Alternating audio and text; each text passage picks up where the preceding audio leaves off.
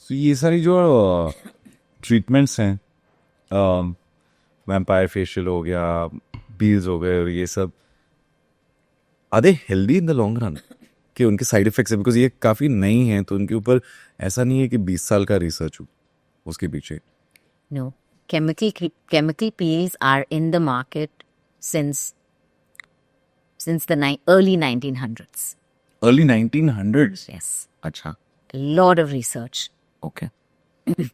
1940s, 50s. हमारा एक international piling society है. Okay. Bases in the International US. Peeling Society. Peeling Society. All dermatologists who have a lot of keen interest in chemical peels. So, these are time tested. Okay. Now, they're becoming more, people are aware now because बहुत सारे ऐसे clinics खुल गए हैं. Okay?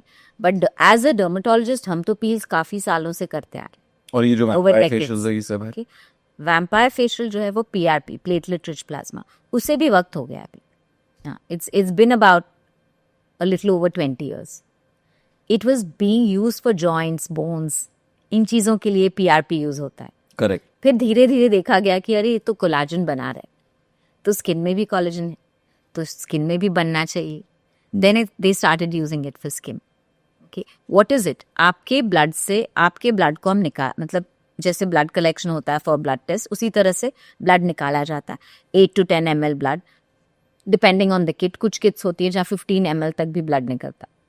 फिर हमारे पास वो centrifuge machines होती हैं. इस ब्लड को हम एक रिएजेंट किट में डालते हैं.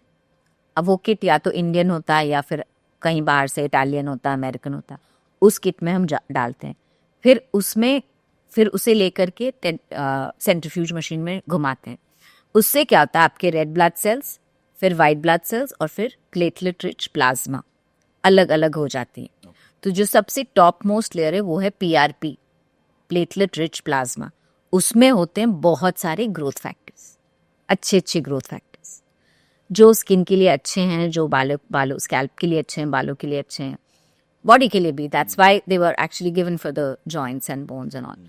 तो ये आप जब इंजेक्ट करते हो तो आपके स्टेम सेल्स एक्टिवेट होती है. तो इस तरह से आपका स्किन जो है वो आपका कोलेजन बनता है, आपके पोर्स का जो साइज है वो कम हो जाता है, फाइन लाइंस हो तो वो कम हो जाती है, हेयर डेंसिटी बढ़ जाता है. कुछ लोगों में हेयर ग्रोथ होता है, सब में नहीं होता, but here quality definitely improve हो जाती है. So how is it done? It's injected into the face. उसके बाद अब आया माइक्रो नीडलिंग डिवाइस, जिससे हम माइक्रो नीडलिंग करते हैं. वो भी 1960s में ये हुआ था. It was discovered, so it's been there. So you do a micro needling, you pour the PRP, and so the face becomes a little bloody. And so Kim Kardashian posted on social media or on YouTube, I think wherever, she posted a video where she did this, and she called it the vampire facial. And so दुनिया फिर उसे vampire facial करने लगी, वरना हम तो सालों से करते आ रहे हैं, बहुत पहले से. Before it became vampire facial and we were calling it PRP, platelet rich plasma treatment. Process same है. Process same. Micro needling and plasma. Yeah, process is same. But you want कोई to long inject, term side effects नहीं. there are no side effects. Now, whether it is going to work for you or not, है ना, आपका PRP ले रहे हैं, how good is it? उस पे कितने ग्रोथ फैक्टर्स हैं? आप जिस किट में डाल रहे हो वो क्या वो अच्छी तरह से सेपरेशन कर पा रहा है? That kit is also very important. आप कोई सस्ती सी ले लो कुछ तो शायद मुश्किल. So it's important that you stay healthy for you to get good PRP. आपके बॉडी में, आपके ब्लड में बहुत ज़्यादा अल्कोहल है, निकोटीन है, शुगर है, तो फिर PRP किस काम का? फिर आपके ग्रोथ फैक्टर्स तो थोड़े वीक हो जाएंगे. True that. So those are the treatments. Then you talk about lasers, and you talk about energy-based devices, radio frequency. Then you talk about skin boosters and fillers and Botox. Everything done in moderation and under supervision is okay to do. The key is don't cross the line. आप एक vitamin D ही ले लो या A ले लो या B ले लो, ज्यादा लोगे तो साइड इफेक्ट्स होती. करेक्ट. राइट.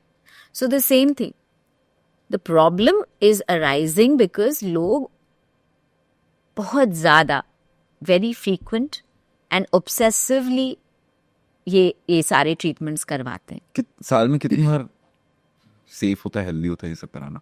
See, PRP तो हम once in a month for 6 months करते ही हैं for skin.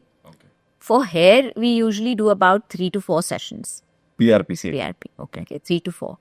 If you talk about a Q-switch Nd:YAG laser, which is done for pigmentation, the interval should be 6 weeks. So we do a session once in 6 weeks. I have seen people go and do it every week. What is this? It's a laser Okay. which has a particular wavelength which targets melanin in the skin. Okay. So it breaks the extra pigment. So it reduces pigmentation. It makes your skin tone more even. Right? A Q-switch Nd:YAG laser or a Pico laser. But when you do a laser, you have to give the skin some time to heal. Heal it. So you can't keep doing it every week. Got it. In very simple words. Now, when people do it every week is when the skin becomes sensitive. और जो सबसे पहला चीज मैंने कहा था कि skin barrier वो बिगड़ जाता है. And then you have more pigmentation or the skin becoming sensitive or rashes and all of that. So if you do it at a good interval of 4 to 6 weeks and don't keep on doing it, आपने 6 से 10 session maximum कर लिए, break दे दो. Okay. Okay. Right?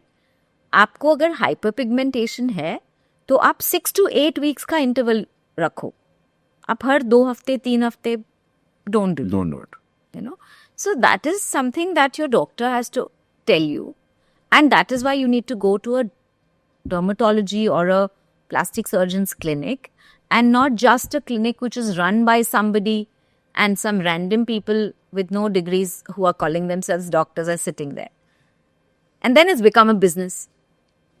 आजकल तो business तो हो ही गया बहुत सारे clinics. Correct.